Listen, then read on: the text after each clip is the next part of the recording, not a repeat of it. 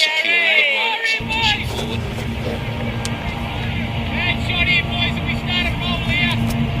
One bad shot to open the door here, boys. Come on, lads. Yep, one bad shot is going to bring Faf du Plessis in, mate. Faf du Plessis just got 100. Pretty good for him, Bernie.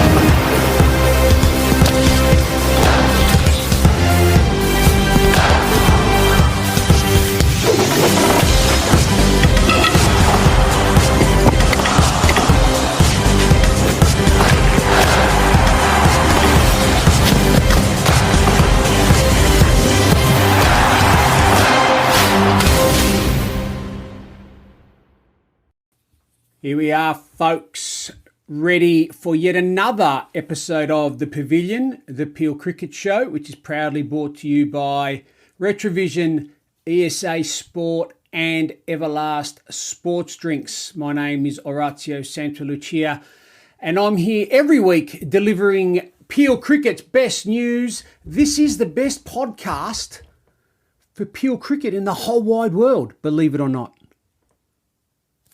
Well, it is, isn't it? I'm waiting here, waiting for someone to dispute it. God, I'm full of it sometimes. Episode 15. We've got there pretty quick, episode 15, and this is the Country Week special.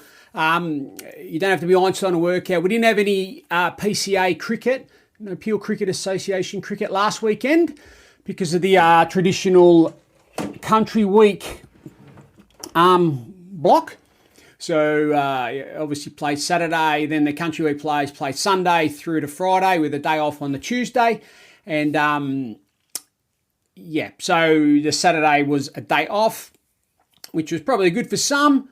I know some that had a bye before Country Week. That's 2 weeks off and only had a week or so on and all that sort of stuff. But look, it's a funny time for cricket at this time of the year. We do it all the time. We shoot ourselves in the foot, and we don't exactly get any great guidance in regards to fixturing and getting it all right from the top, because you can see all the mess that international cricket's in and trying to fixture the Big Bash and that comp, the Big Bash. The only good thing about it is, hey, the Perth Scorchers are in the final, and as you're listening to this, I'm recording this on Thursday night, and you'll hopefully listen to this from Friday onwards, and Friday night the mighty Perth Scorchers will be out there trying to knock off the nemesis, which is the Sydney Sixers. And, didn't they have a dramatic end to their game last night? It'd be interesting to hear what some people are thinking about the way that game ended. For those that weren't watching, and I don't blame you. I mean, I know I haven't watched much of it, to be honest. I've seen the highlights, little clips here and there, but I haven't watched many games live. Just hasn't grabbed me this year. The timing doesn't quite work when every game's over east. 4:30 starts. Not really a great time for us over here. So So basically, it got down to the last over. Sydney Sixers were, as you probably heard, if you have been following a little bit, they're on their last legs. They're running out of players left, right, and centre. And Jordan Silk got injured during the game, so he was on one leg, and they needed a few off the last few balls, and I don't know how they did it. I don't know, and it's bad of me not to know, but end of the day, they made a bit of an in-game substitution and put a fit guy in to run for the last ball. Essentially, they needed two off the last ball, and they did a little interchange. They screamed out, basically retired Jordan Silk hurt, and put a fit man in to run. Didn't matter in the end because Hayden Kerr, who tell you what, he might get into national honours before too long. Hit a 4 anyway. Where am I going with this? Country Week special. So this week's show, what do we got? We're going to have a little bit of a wrap-up of men's Country Week, that is. Unfortunately, the A-grade boys couldn't get it done back-to-back. They got to back-to-back grand finals, so to play two WACA grand finals is pretty amazing, and to have that experience alone is pretty fantastic, but couldn't get it done in the end, and we'll have a little chat about Country Week a little bit later on. We'll also talk about Women's Country Week, which was also held at the end of last week. End of last week and into early this week. Had a chat to three of the girls in Skipper Ashley, Holly Astle, who have had on the show before, who's the PCA women's delegate and major driver of the women's competition here in the PCA, and Beck McLennan, who's the PJCA president, but she put her playing cap on. She plays for Mandurah in the Beyond Bank ladies competition, and having an absolute ball. And she stopped organising cricket and played cricket and had an absolute ball. So we'll have a chat to the girls, and you can see that they had an absolute amazing time.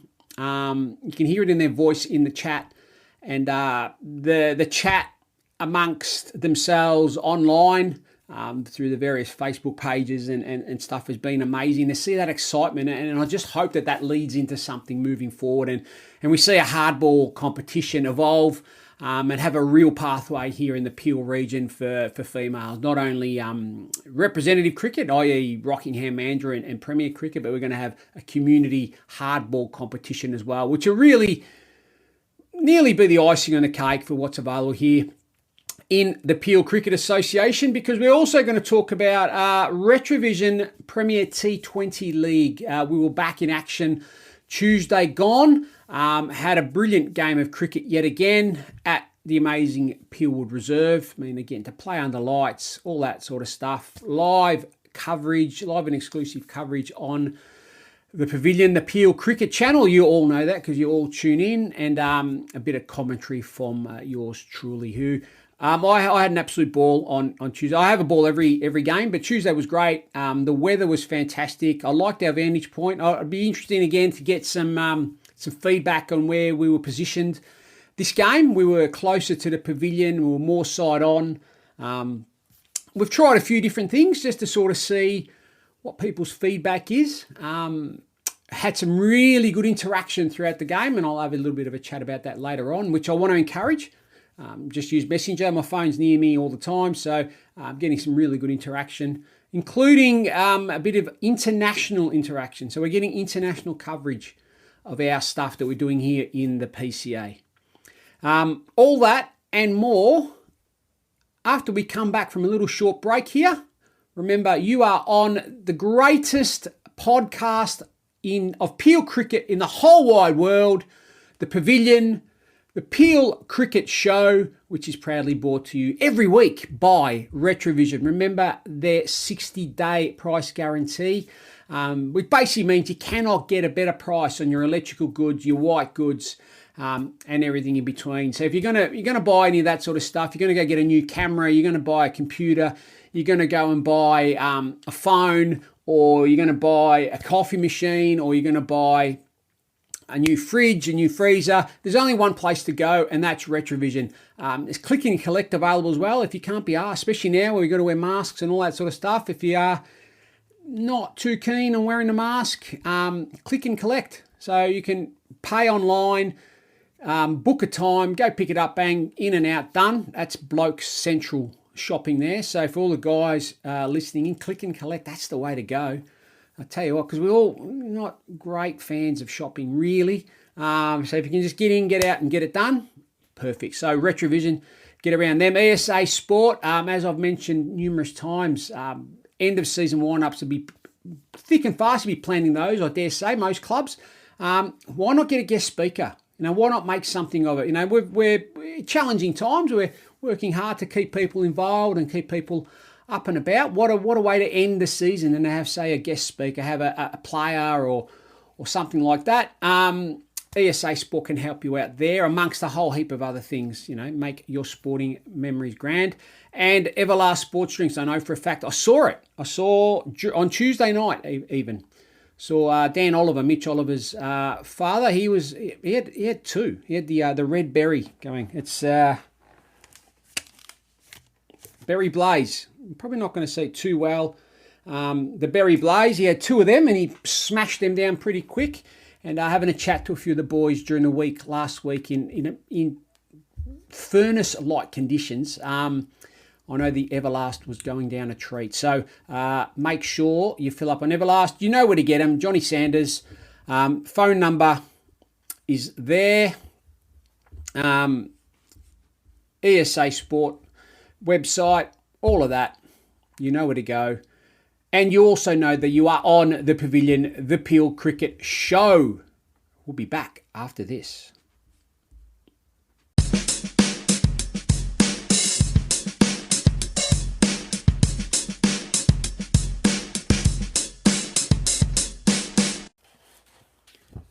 Okay, we're back for the second segment here of the Pavilion, the Peel Cricket Show.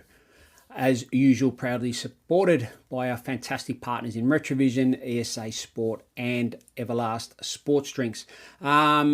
Using the Teams program to record the last couple of shows. My little studio set up at home, just in the middle of a few little upgrades.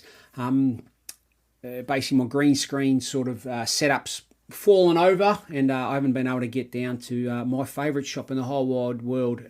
I hate the place with a passion, Bunnings. So that ends our chances of ever getting a sponsorship from them. But yeah, it's not my favourite place. Anyway, so I've got the things I need. So as of next week, we'll be back using our other Zoom, basically, is what we normally use. But this is my backup team, so that's why you get that little blurry sort of thing in the back. But look, got to do what you got to do to get the job done. That's what it's all about. A little bit about me. Now, I know I don't want it to be about me, but I know some of you are probably starting to get to know me a little bit, or a bit more comfortable with my presence being around the PCA. Just sort of wondering, who the hell is this bloke? Where did he come from? And why is he in my ears? Why is he in my face? What's he doing? And that's a fair comment. That's a fair comment and a fair question. So I just thought I'd just lay a bit of a foundation and just give everyone a little bit of an insight into who I am, why I'm here, and whether that makes me a more believable person when I'm talking or not. Look, that's your choice. Anyway, what's my cricket background? I've been fortunate enough to have a fairly extensive professional career within the game. I lived and worked in the UK for about 8 years.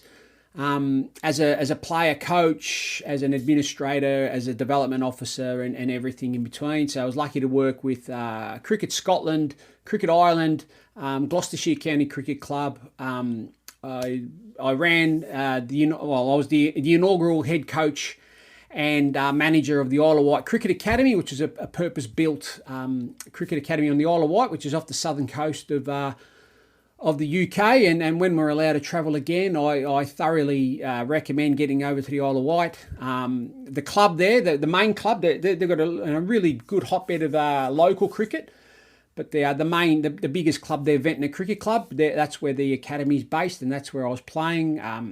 Had some of my most enjoyable cricket ever.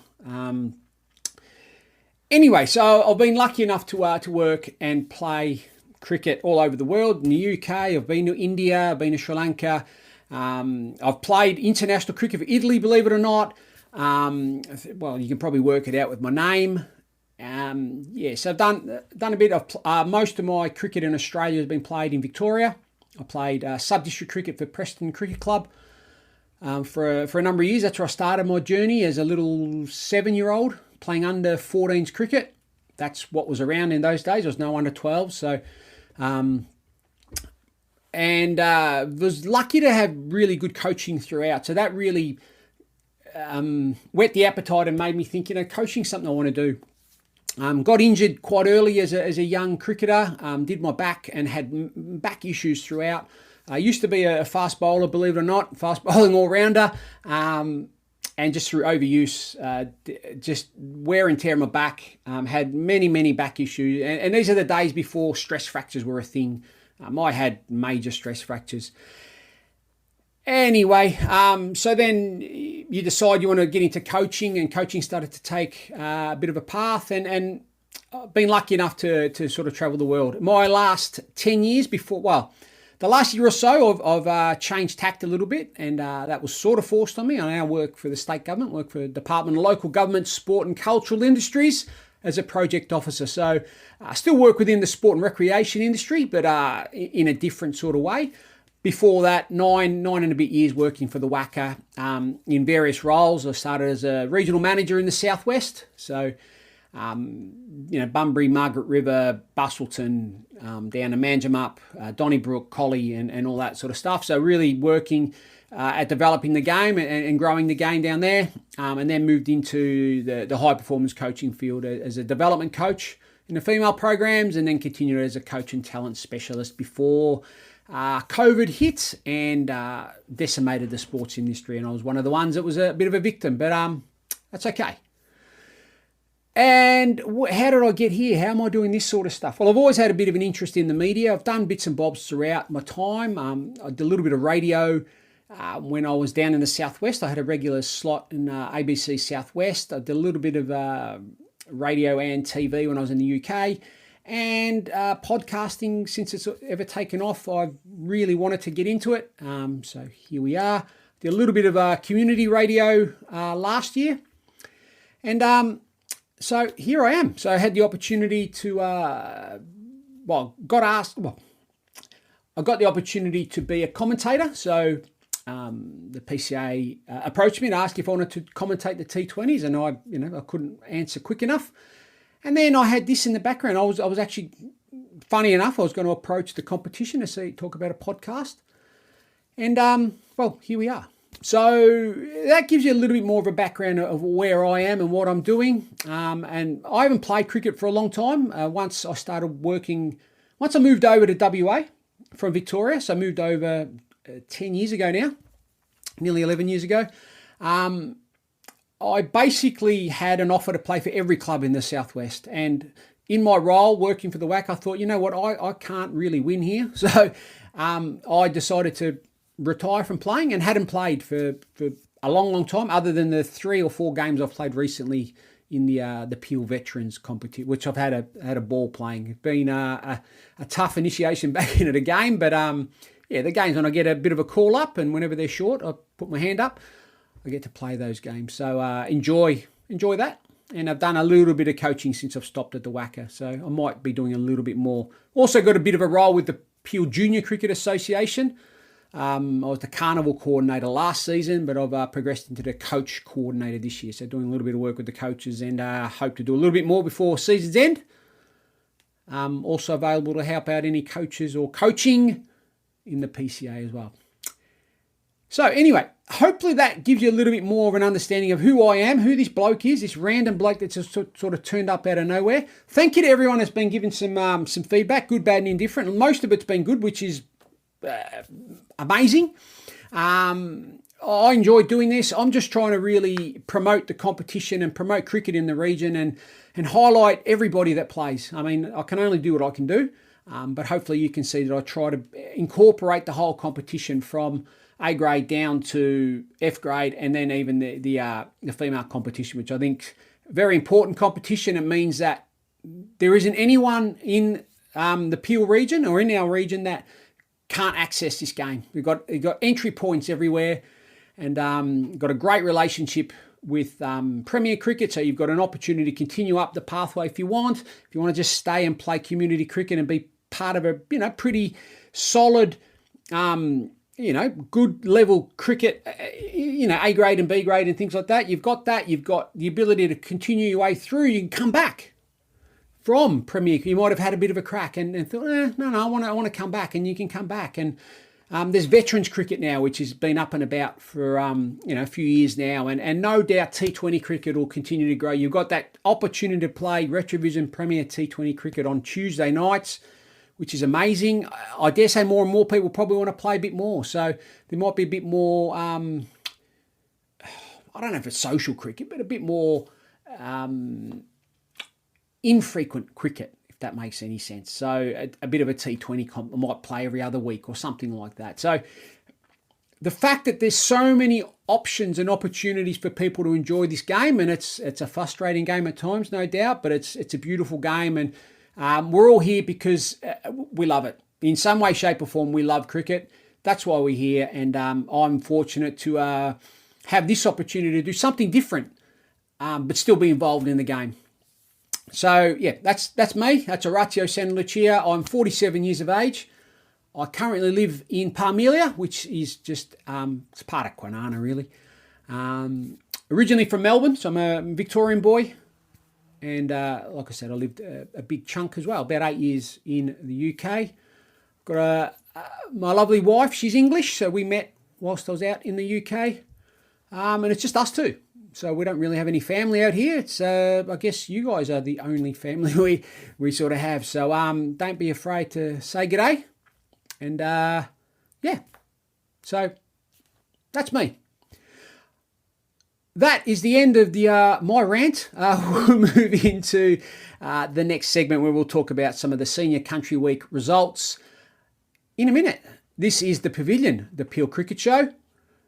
You know the score. You know who supports us. You can see it behind me. Get behind them. We'll be back.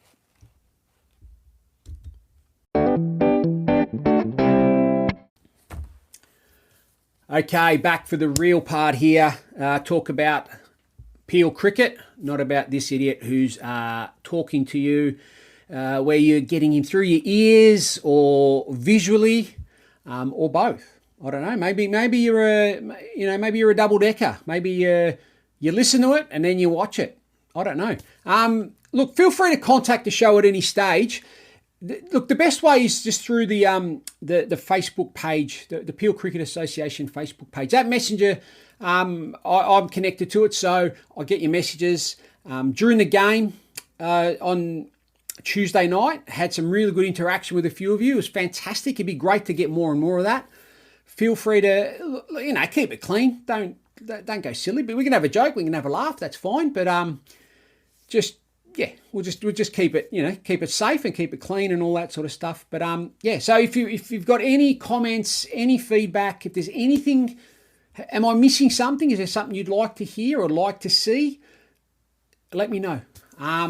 Open to any ideas. This is your show, and I'm really keen to make sure that this grows to be a more inclusive sort of show podcast. Okay, so having more people involved. So we'll grow. We'll get better as we go along. But I'm pretty confident that we're better than we were episode 1. We're at episode 15 now, and we're at the real business end of the season. So it's going to be a really good run home into what I think is going to be an exciting, outstanding final series. Fingers crossed the weather holds up. I think it will, but you know how it is in the back end of the season. Weather gets a bit dodgy and all that sort of stuff. But anyway, Senior Country Week, A grade.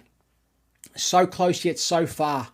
The headline in the paper today was not the one I wrote. So if you have read the Amandra Mail today, I wrote the article, and the article hasn't changed much. I think there might be a few words here and there, but essentially that's my words. But the headline is misleading. It basically, well, to me, it reads like that PCA won, and it would have been great, but unfortunately it wasn't to be. It was just one hurdle too far.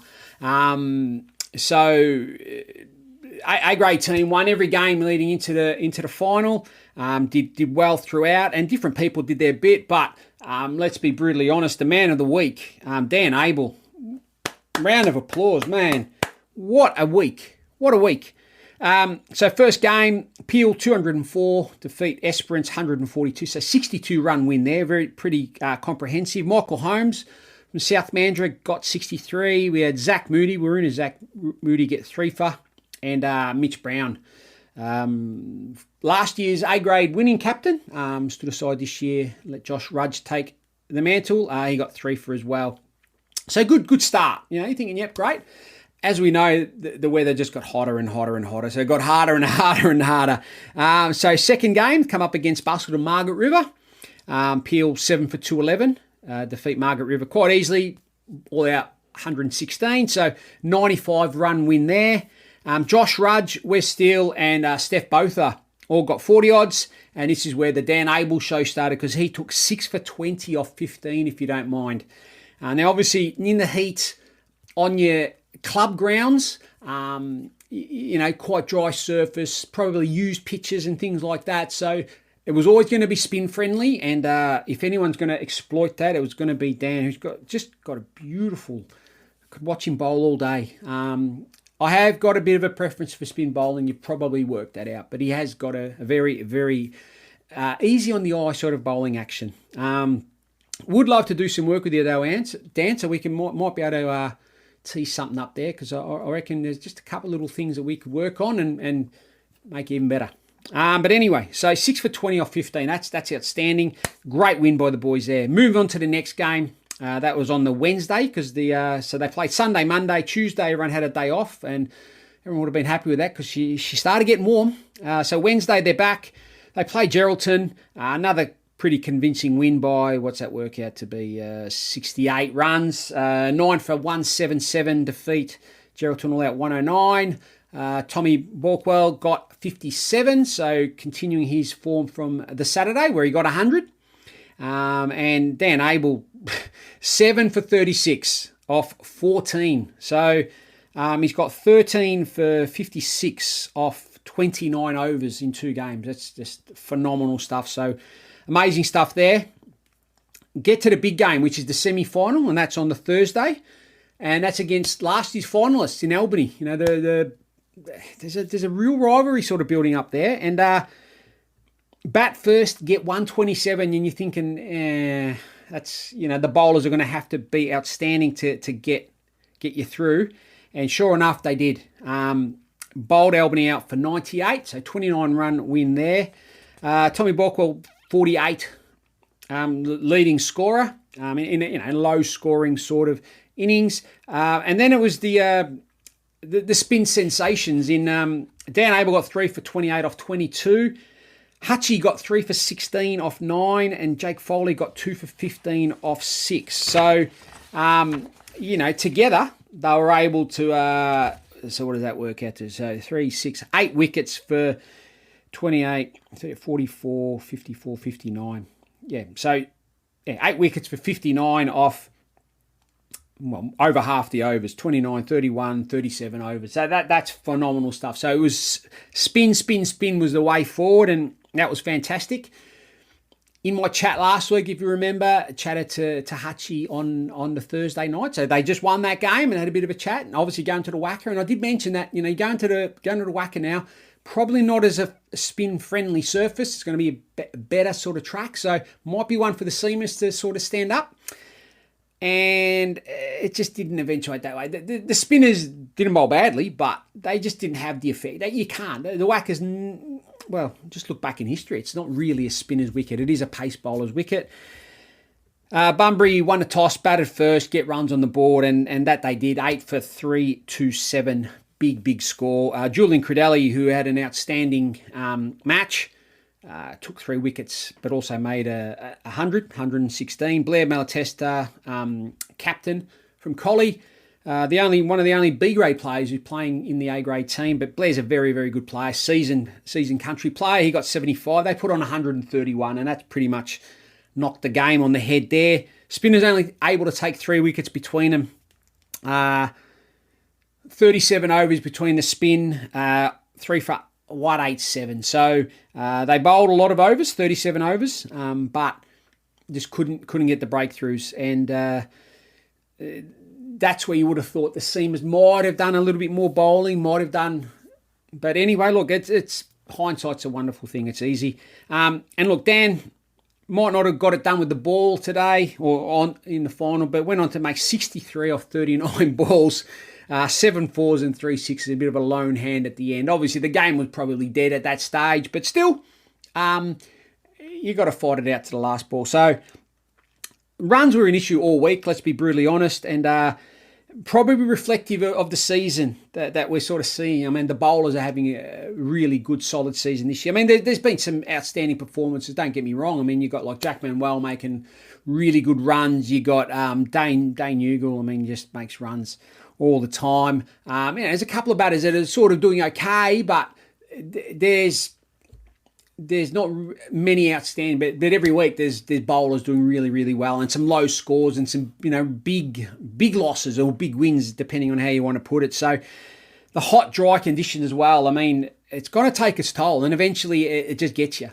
So, hot day after hot day after hot day backing up. I mean, to hear some players, experienced players saying the game on the Thursday, the day before your grand final, is the hottest day they've ever played in, that's saying something. So that's going to drain you. And the WACA surface, obviously playing on a test quality, international quality ground.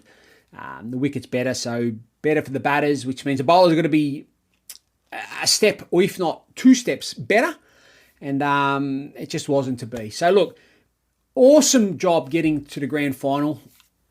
Unfortunately, it wasn't to be, but take a lot out of the fact that as a group, you're able to get through and represent the association well. So congratulations to everyone involved, and hope the learning from it has been worth it, and hope that you're able to put that into the season, the rest of the season moving forward, because it's an exciting season. And look, Peel Cricket's doing some really great stuff, so well done. B grade, they won 2 games throughout the competition. Probably a little bit disappointing there with that team. A lot of A grade talent running around in B grade there. So they won 2 games versus West Pilbara 1 and Warren Blackwood. And in that game in particular, they tried to win the game outright, but couldn't quite do it. So, like, player of the week there was clearly Secret Harbour Dockers' Hilton Hardman, who had a great week with the bat. Out of 5 hits, he got 4 half centuries, 257 runs for the week, 64.25 average. So well done there. Yagan Wally got a 5 against Bunbury, the eventual winners. And Travis Head took a 5 Mandurus Travis Head took a 5 against Albany. Well, so against 2 very good opposition. The bowlers did well. But, I guess on reflection, B grade probably underachieved, I would have thought. With that team that was out there, I thought it was a pretty solid squad. And but look, these things happen. It's hard playing with a whole bunch of different people. You get used to your teammates you play with on Saturday, and then not that people don't know each other, but you're all coming together and playing as one. So, look, again, take out the positives out of it. Hilton, you can go on and continue on your run. And, so well done everyone there. C grade, they got 2 wins as well against Wild Catcham and Northern. Northern won. So that was that's a good win for Peel's 3rd team, Peel's C grade team, and beat Northern's 1st team. Some of the impressive score there. So we had White Knights Belt Ivers president Daniel Coles. He got a 67 versus Newman, and North Belt Ivers' Punyajit. Thanks for telling me, mate, because the scorecard doesn't tell you that. But hat-trick versus Northern in 3 for 4. So you got 3 for 4, which was a hat-trick. So well done there, and obviously helped the boys on to a win. D grade, they got through to the grand final as well. So well done there, but unfortunately it wasn't to be. Won 3 games during the week.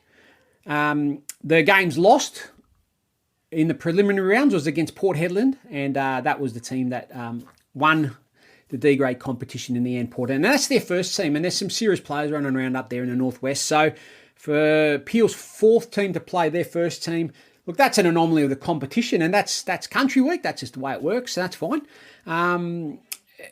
Tough loss, but again, for the players that played, what a great opportunity to play against some good opposition on some decent grounds, I dare say. And to get through to the grand final is always a good thing. So some of the highlights there, we had Shoalwater's Joel Ritchie took a 5 for 30 versus Collie, and Shoalwater's Grant Coles got 67 versus South Midlands 2s. Grand final score 5 for 2, 3 4 defeated. That was Port Hedland. Port Hedland got 5 for 2, 3 4. That's a big score to chase, and Peel 1 2 6 all out. So quite a convincing win by Port Hedland, and congratulations to them. You've got to be gracious winners, and you've got to be gracious losers as well, and that's probably the spirit of cricket's a big thing. It's a big part, it's a big foundation of Country Week, and no doubt everyone, look, end of the game, you shake hands, you move on, have a chat to the boys, you have a beer and all that sort of stuff. Although I dare say it probably would have been a little bit difficult with all the COVID sort of restrictions. So I wonder how that affected things as well. Obviously, masks, sign in, sign out, can't be in a pavilion and all that sort of stuff. And for those guys coming into Perth, and their areas were COVID-free, I guess, so they were doing everything they could to not have to. Mind you, I guess they probably had to when they go back. So they're not only have they come to Perth to play country and all that sort of stuff and stinking hot heat, they've had to go back and they've got to wear masks. So, anyway. So that's D grade. And then E grade. E grade won 2 games. They won against a combined Northern Wildcatcham team and Kalgoorlie Boulder first. Now, for those that most of you listening probably understand, Kalgoorlie's got 2 competitions. There's the Goldfields competition, and then there's the Kalgoorlie Boulder comp. So Kalgoorlie, that comp had a team, the Kalgoorlie Boulder team, and that's their only team, played in the E grade. Some of the performances there, so skippered by White Knights Luke Green, and it was very White Knights flavoured team, this one. So Luke got a 4 against Northern Wildcatcham. White Knights Ryan Kenny got 58 in the same game. Matthew McMahon from South Mandurah got 87 versus Kalgoorlie Boulder, so well done, well batted. Simon Grobbelaar got 4 for 39 versus Esperance 2s. Jake Farmer from White Knights as well made 63 versus Great Southern 2nds, and that was in the final game. Dylan Thompson from South Mandurah made 65. Also in that final game, and White Knights Adam Briggs got 5 for 26 in the final game too, and that's his second 5 for the season. Got a 5 for not too long ago. Look, end of the day, tough conditions last week, and not everyone's available. I guess that's one of those sort of things. I mean, I've got no doubt that if there were more players that made themselves available, look, and you don't have to. I mean, that's fine. There's a whole heap of reason why. But at the end of the day, I truly believe that if Peel's top team were able to get together and play, would have seriously pushed winning back-to-back. But look, it wasn't to be, and the players that did get the team there did extremely well, so well done everyone involved. Well done off the ground, so I dare say Rob Wallace would have done a mountain of work to pull it all together. Pete Ritchie, no doubt, did a mountain of work to pull it all together. Terry Arnold would have done a fair bit of work in the background as well, and anyone else that did the background stuff, the stuff that we don't, it's not sexy, we don't advertise it enough, we don't promote it enough. This is your time. Thank you very much for all that you do. And for those that probably don't do much in that, and look, that's okay. Again, it's not for everyone, and you don't need everyone to do it. Just remember to just say thanks. Say thanks to the volunteers at your club. Say thanks to the people that are there week in, week out, providing the opportunity for all of us to enjoy this game, whichever way we do. So, look, a thank you, a pat on the back, a beer or a soft drink or whatever it is every now and again. You know what? It's cheap, it's easy, but it makes a hell of a difference. So let's make sure that we do that. So that's the men's senior A grade. Oh, come on. Men's Senior Country Week results wrap up. So that's another year done and dusted. So actually, I'll tell you what we'll do. We'll come back and we'll give the girls their own section because they deserve it. They've done a lot of work to get to where they are. So we'll be back after this short break, and we'll be chatting all things Women's Country Week, which was just recently completed up in Geraldton. You are on the Pavilion, the Peel Cricket Show, which is proudly brought to you by Retrovision, ESA Sport and Everlast Sports Drinks. We'll be back after this.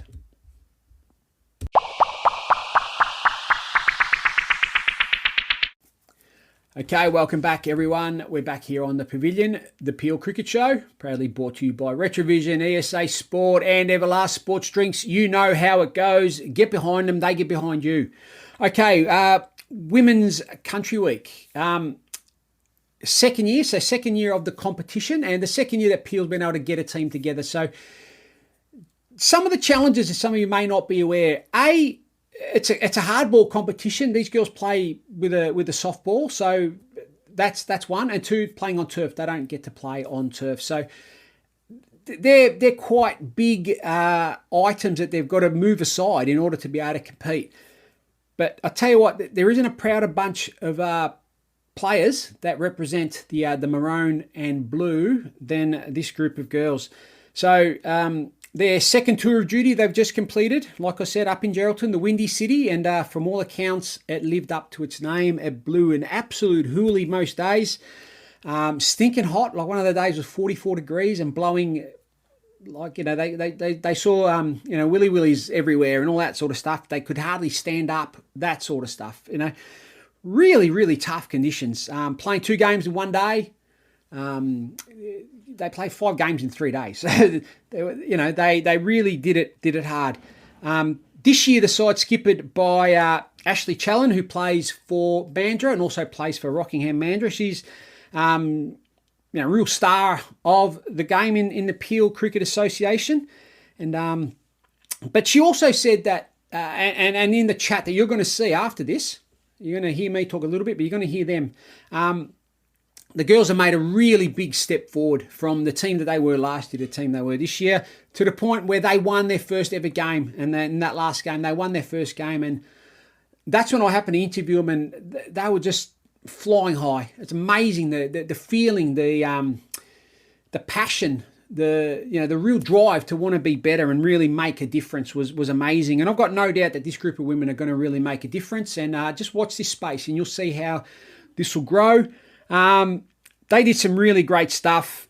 Look, I'll wrap it up very quickly here because I want you to hear them talk and listen to their excitement. But at the end of the day, 7 players returned from last year, so that's a pretty good return rate, and that meant that they were able to get another year's learning behind them. A lot of those women who the only hardball cricket they played was last year, so it's been a year between drinks. They felt a lot more confident. They felt a lot better. They understood the game a bit more, and whatever apprehension they might have had to the hard ball, it's all gone. So they've got no doubt that they're going to be able to get a hard ball competition at the end of it, which basically means that the pathway is going to be complete. And to see, I've had numerous conversations, and my former professional life had a bit to do with this, and a lot of conversations in the background. To see the passion in some of these people's eyes, some of these women, and some of the guys that are driving it. So like the shoes on the other foot a little bit. You've got the supporting husband or partner or whatever. And I know there were 1 or 2 up there with the girls during the week. To see the tears in the eyes building up when they're talking passionately about what they care about, what they really believe in, that says something. And when you see that, you know what, this is all going to work, going to happen. So any way we can, let's all get behind and support this this drive to get more and more people playing this game. So well done, girls, getting your first win of what I hope will be many. I know for a fact we've got some really good young girls coming through that have got a connection to PCA. I know they play a little bit of representative cricket with Rocky Mandurah. Shout out to the Kennedys from Shoalwater Cricket Club, proud grandparents of young Taylor Flowers. Taylor's doing some great things with Rockingham Mandurah as we speak. Put some really good performances on the board of late, has got into some WA cricket squads and things like that. Good little player. So watch this space. But I know they are very, very proud grandparents. Can't talk enough of the way she's going along. So it's fantastic. So we've got players like that. I know that there are some good young players that will be able to step up and play and represent this team moving forward.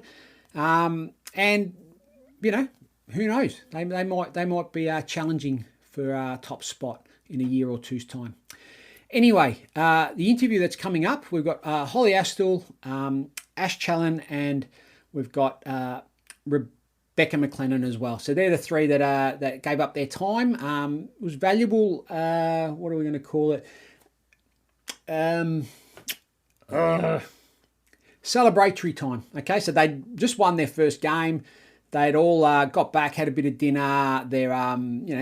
Someone got their glad rags on, and they were out to celebrate. So and so they should. And girls on tour, as we know, whatever happens on tour stays on tour. Anyway, enough of me. Here's the interview. Holly, Ash, and Beck, 3 of our players for the PCA women's team who just competed in Women's Country Week up in Geraldton. So enough of me. Enjoy them. All right, everyone, welcome back here to the Pavilion, the Peel Cricket Show. A very special, three guests we've got here right now, and they are some of today's victorious PCA Country Women's team in Holly Astle, Ash and Beck, who, like I said, fresh off a win today, their first win, their second Country Week. How was the experience this week, girls? Well, I'll hand you over to Ash. She's Okay. the captain. And, she can Yeah, it was a great week. Obviously, we had some tough wins, but yeah, today, our last game, everybody just did what they needed to do. We all worked together, and yeah, we just got it done. It was so good. Good. And how's the weather up there? It's obviously been stinking hot down here in Perth. Has it been hot up there?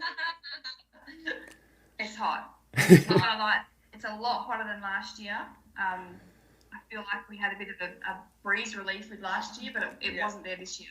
Yeah, it's very hot. Like, 2 games yesterday, our first game was like 44-degree heat, and then next minute, our second game was literally blowing a gale. We could barely breathe. It was just, You are in the Windy City. You are in the Windy City, which is Geraldton, though. It's renowned for its wind, so you got it.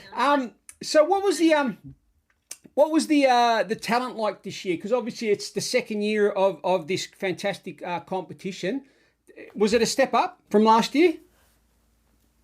Well, to be honest, I think Peel might have stepped up a little bit, but I feel like everyone else has sort of stayed, as in like the teams that were winning were the same teams that won. Mm-hmm. But yeah, I think we... Yeah, definitely. We had, I think out of the 12, I think we had maybe 5 or 6 from last year. And so we had 6 new recruits, and it's just they've learned so much over the last few days. It's great to hear, and they all said they'd definitely be back next year, so that's what we want. And they built a lot of confidence, a lot more confidence definitely in playing with the hard ball. Yeah. So do you think that's a big step towards the real aim of having a hardball competition in the PCA moving forward? 100%. That's to me, that's given me 7 more girls that are going to talk to their other friends that are going to say the hardball's not that scary. Let's get this A grade up and running. Yeah. So I think that's going to happen pretty soon. So I'm stoked. Yeah. No, that's fantastic, because you weren't really far off this year, were you? I mean, it was only a few little things that sort of was probably the day, wasn't it, more than anything? Yeah, which is when we spoke about getting the lights and then obviously at a ground and having it on a weeknight, which would get it up and running straight away. Yeah. Okay, that's pretty cool. So so we got you played last year, didn't you, Ash? I did. Yeah. Okay, Beck, did you play last year? Was this your first one? This is my first Country Week. First Country Week, and what was your? I mean, you've been a mum at Country Week many times. This time you were there on your own as a player. How was the difference? I was actually just thinking about that before.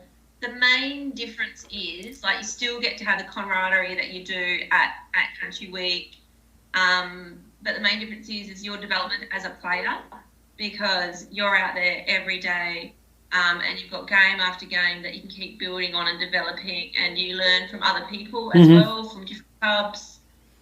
You really do learn so much from being part of the club team. Yeah, it was awesome. That's fantastic. So, where did you see the main improvement in the group? Well, any of you can answer that one. I honestly feel like everyone, to be honest, like, not to sound like that person, but yeah, like, one of the girls, Jess Hundham, I think. From South America. Yeah. She was saying today that when I was giving her some throwdowns before she went out, she said she'd never been able to do a straight drive, and she nailed that today. Yeah. And then when I was out there in the middle with her, I was teaching her to kind of walk with the bowler when you're batting and stuff, and she's like, "Thank you, that was like really good experience." Like, it was just great to teach him. Yeah. So you saw most of the improvement with the bat more than with the ball as a team or as a squad, or was it every skill? Was it not one particular skill necessarily? I I feel no one's scared of the ball anymore. Yeah, definitely. That's huge. At first training, there was a lot of scared faces and Scared to yeah, catch, Yeah. and now they're like devastated if they drop it. Like, Yeah. Hating the workplace. Yeah. Okay. We face good bowling too, so yeah, definitely. That's good. Okay, now we get to the really important stuff. Country Week, girls away on tour. Who was best on ground, off the ground? Best on ground, off the ground. Well, I don't know, little Danny from Hall 10, she's a funny one. no, she is, yeah. No, what happened the other day? So at Narwhal Oval, it's like quite windy and it's dusty and everything, and there's Willy's warming past the oval, and I've yelled out, "There's a Willy," and she's like, "What's a Willy?" And then we're all like, Daddy, did you see that Willy? Daddy! She's just in awe, like looking at it. Couldn't believe it. Didn't understand why they're called Willy. So you girls were country cricket at its best. Yeah, it was literally in a ground in the middle of nowhere. It was a beautiful field, and it's just middle of nowhere, and there's just Willy's just going off. Yeah. It's in Chapman Valley, so it is a nice, beautiful. Yeah. No, there are some great venues up there. They've obviously hosted the Australian Country Championships before, so there's some good good venues there, obviously, that are good enough to host that level of competition. So, including playing under lights. How was that? That must be amazing. So basically with the lights thing, there was only 2 spots, and obviously the grand final where they could play games. And Peel actually got a game under lights last year, so in the working, we were quite happy to say we'll let someone else have a go. Okay. So we didn't get under lights this year, but we watched both games under lights, and the crowd there was awesome. That was my main takeaway. It was just like amazing atmosphere. So many people down there getting behind all the women playing. It was awesome. No, that's fantastic. So, what's the plan moving forward? So, like, this is it's it's groundbreaking stuff to have. The female competition getting up, first of all, in the PCA, then for the country cricket board to back this in and having, 3, 4, 5 associations put teams in. I see this growing. I see this like other associations saying, well, hey, if they can do it, why can't we get a team in there? So there'll be more and more teams. Where do you see this growing to? Or is the sky the limit? I think the sky's the limit. So basically, Bunbury have been awarded Women's Country for the next 2 years, so 2023 and 2024. Okay, that's cool. Given to the Southwest. And I feel that, being only an hour from Mandurah, I reckon Peel's going to pull in 2 teams. Well, hopefully we'll have 2 teams. Everyone else that was in the comp, unfortunately, Port Hedland pulled out this year, which dropped us to 7 teams. But hopefully they'll come in strong and have a team next year as well. Mm-hmm. I think, in all honesty, if being in Bunbury would probably have 3 teams. I feel there's going to be probably quite a lot in it. They might even tier the competition because obviously having a Geraldton A, Geraldton B, it's quite a strong Geraldton A team. Yeah. If the competition could be tiered, it would make it a little bit more fairer. But Yeah. Yeah. Maybe we might get a grand final win. That's right. Exactly. Yeah. Great. Second tier. Oh, okay, be great. But the talk amongst the other teams was quite positive in that there's more players. There's going to be more players coming along and being part of this moving forward. 100%. The support and that from everyone, and just friendly and there's girls out there that got really good experience and they just they help us. Like we're bowling or whatever, and they're like just tweak it here or tweak it there because of the wind, and you might actually bowl one of their players out from the advice they've given you. Mm-hmm. Like that's just how it is. So even though it's like competitive, it's still friendly and inviting, and women supporting women in cricket. So yeah, definitely, yeah. It's great. And fingers crossed that we sort of get into something that vaguely resembles a normal world that might actually lead into the WA Country Championships, the Australian Country Championships, and WA's team coming from the competition and all that sort of stuff. Where because even that's a fledgling team as well. It's got better, but it's still having a competition actually pick a team from makes a hell of a difference. and having somewhere to go, I think will make a massive difference. Knowing that there's another level. Do you know what I mean? But obviously with no, we're not allowed to do anything. So with no country champs, it's sort of a competition that sits there. And I think it affected the men's competition as well. There's players that want to play WA country, but it's not going anywhere at the moment because, we've got borders closed and, there's more important things. But do you think that might make a difference again? If we know that we're in a normal world and... Oh, I think definitely it'd be the next level, wouldn't it? Definitely. Yeah, absolutely. Once we've learned to live with COVID and not trying to stop it, I guess. Yeah. Everything will sort of fall into place, and it'll be the next best thing. Because it'd be amazing to have 1, 2, or 3 Peel players playing in that WA country team. If you get selected, it'd be awesome. It'd be awesome to get in there and fly the flag and I think that role modelling is huge, because there are some really good young players coming through, and hopefully they want to play for Peel. You know what I mean? I think it's really fantastic. Yeah. So plans. You're obviously going to do the road trip back. Was the road trip up okay? No, there weren't any hiccups along the way. No. Well, us 3 actually came up together. I drove these 2 up. We didn't have really anything. I think a couple of the girls slept and a couple of them talked each other's ears off. And yeah. We made a rule where there was no cricket talk in the cars. But yeah, I don't think that stopped us. But... No. No, absolutely. We didn't know that rule when we got into the car. Yeah. And who won Country Week in the end? Geraldton A. Geraldton A. And Geraldton A and Geraldton B played in the grand final tonight. Okay. Yeah, well deserved. Yeah, really well deserved. Really nice bunch of girls. Like I said, Yeah. Yeah. Even when we were versing of... Oh, we versed At Narwa. Narwa Yeah, that day. yesterday. On my birthday. Yeah, it was my birthday. Yeah. Which you got 3 wickets.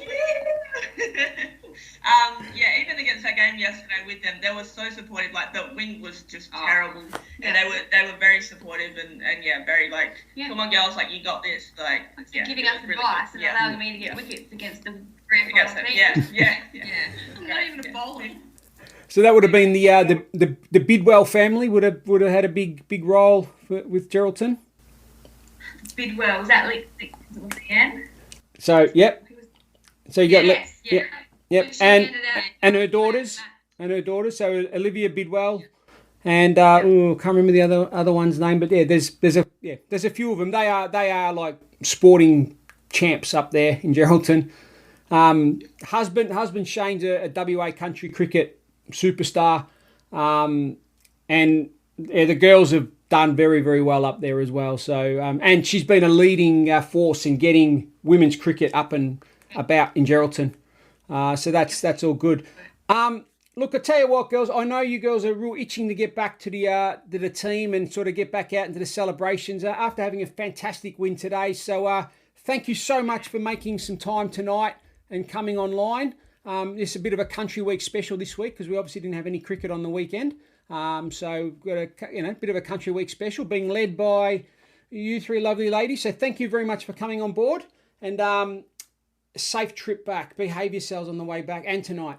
Yeah.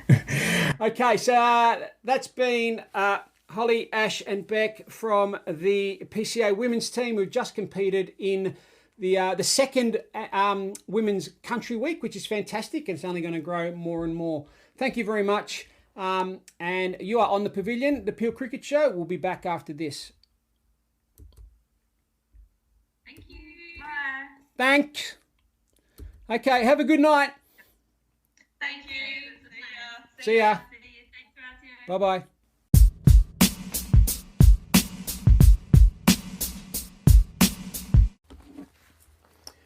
Okay, we're back. The Pavilion Peel Cricket Show, presented by me, Orazio Santalucia. I'm here every week trying to pump up this competition and cricket in the Peel region because there's some bloody awesome stuff happening.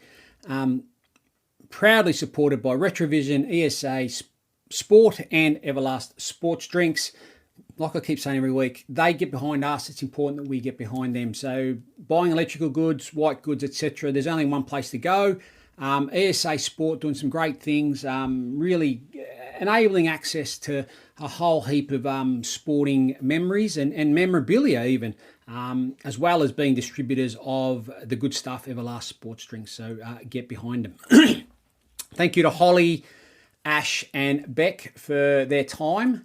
Like I said, it was valuable celebrating time that I took them away from, but they were super excited, as you probably heard in their voices. And I'm pretty excited myself to sort of see this thing grow and see how it goes moving forward. I believe, well, as they said, next year's tournament, next 2 years will be in the southwest, so being a little bit closer might get a few more people involved. So let's see how it goes and let's see how it transpires into the back end of the Beyond Bank ladies competition moving forward.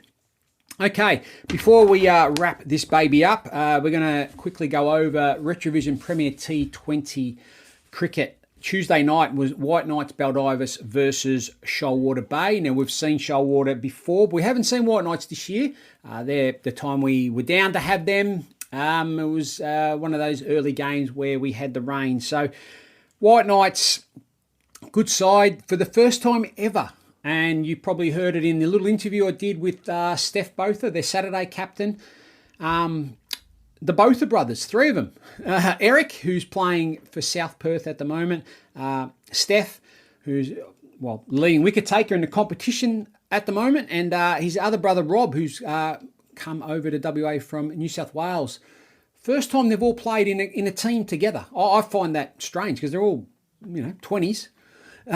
But hey, pretty exciting time, I guess, and that's the beauty of this competition. It provides all these opportunities, be it, and he did mention, and this happens every week as well, players that play in different grades normally get to play in the top team because of their skill set, what they bring to the party. So it was great. Anyway, White Knights won a toss, decided to bat on a different Peel Wood reserve wicket. A little bit more moisture left in it, a little bit more grass, and it's understandable with the heat that we've had and what's coming up. Groundsman just decided just to leave a little bit more in it to prepare it for Saturday, I guess, and future games. The square is in magnificent nick, by the way. Kudos to the groundsman there. The spread of grass on the square in January is amazing because normally by this stage it starts getting a bit bare, but I'm going to have good wickets there throughout the season, no doubt. So anyway, batting first, 120 all out, and this is after Eric. Lost a couple of wickets here and there, but Eric Botha was playing on a different wicket. He put on an absolute clinic. He did some stuff that was amazing. Played this reverse lap off young Mitch Oliver, who bowled, and we'll talk about him in a sec. Real superstar sort of stuff. Hitting the ball everywhere. 53 off 37 balls, 4 fours and 4 sixes, and was on his way to 100. You don't know, but he was well on his way to a big score, and White Knights were going to go.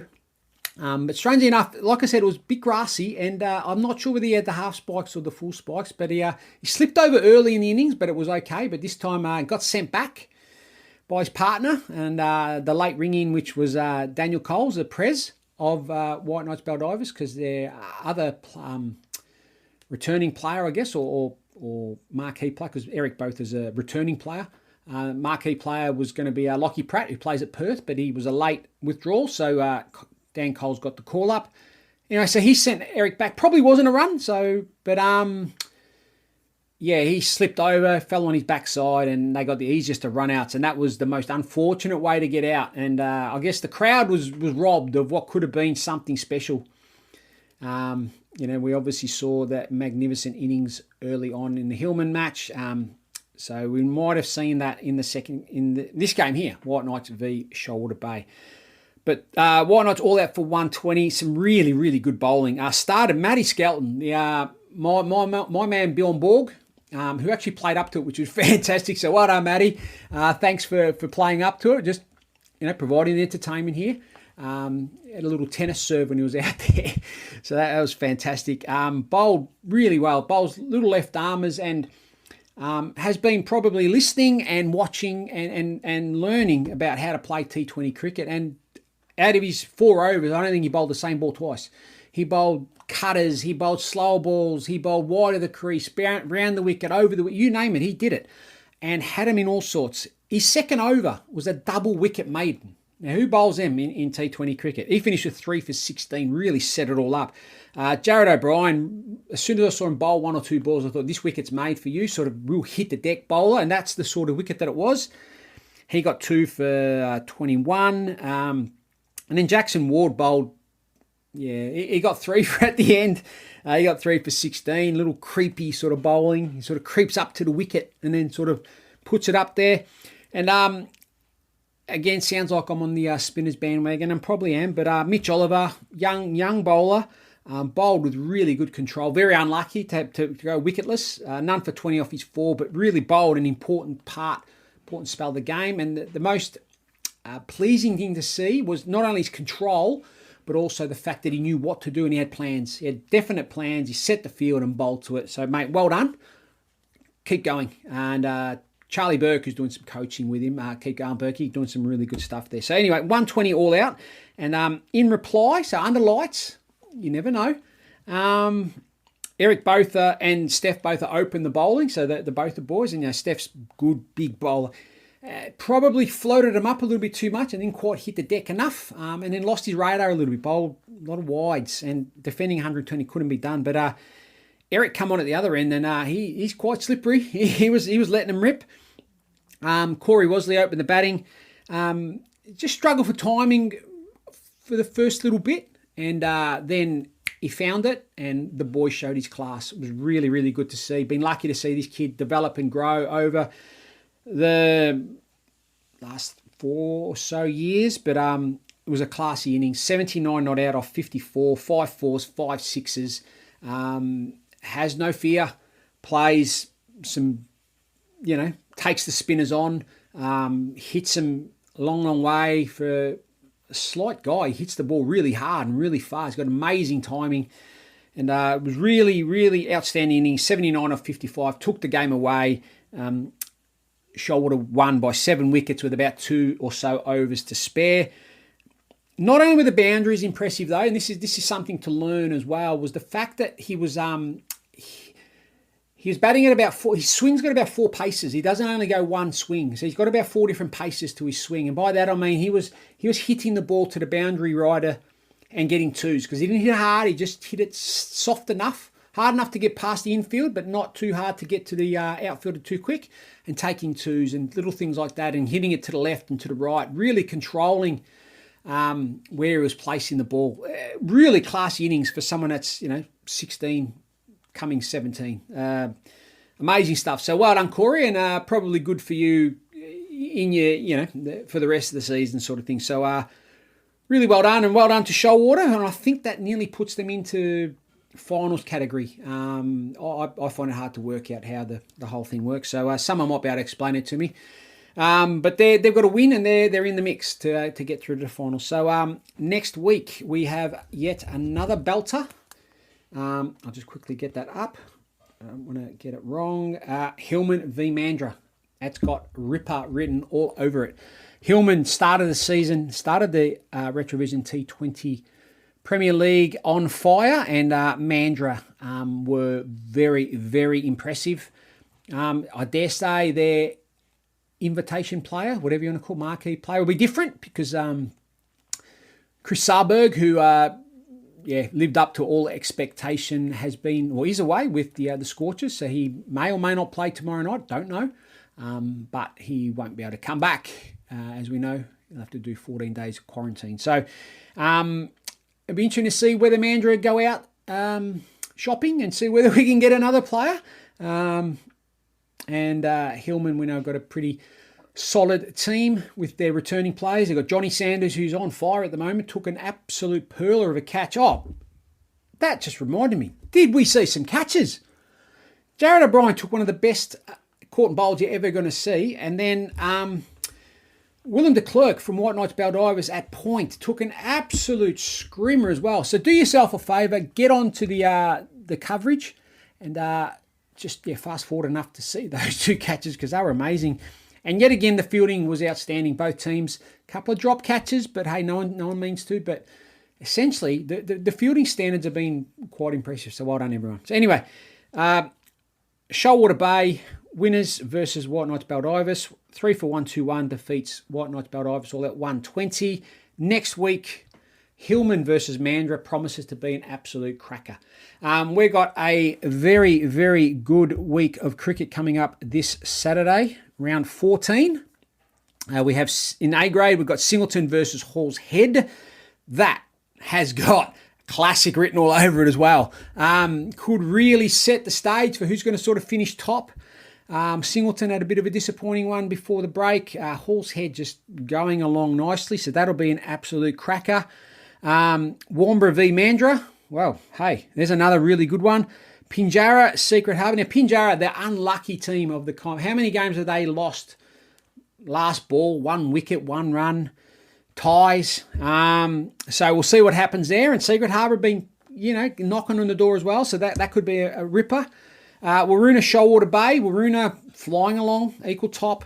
Shoalwater just doing their thing, and they're winning and winning and winning. Would have got some really good sort of stuff out of Tuesday night. And we have South Mandurah versus White Knights Baldivis. South Mandurah have lost 2 games in a row, quite disappointingly, really, for their standards, their lofty standard they set early in the season. They'll be looking to bounce back hard out at Falcon Reserve. So a really, really good round of cricket, round 14 of the PCA coming up this Saturday.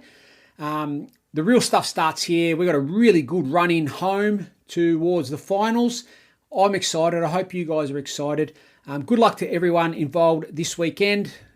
May all your shots hit the middle of the bat. May all your balls hit the top of off stump. All the catches hit the middle of the hands, and have a great week. We'll see you all next week. We'll see you all Tuesday when you're tuning in for Retrovision Premier T20 League Cricket. This is the Pavilion, the Peel Cricket Show, proudly supported by Retrovision, ESA Sport and Everlast. I'm Orazio Santolucia. I'm enjoying bringing this to you every week. Adios, amigos. See you next week.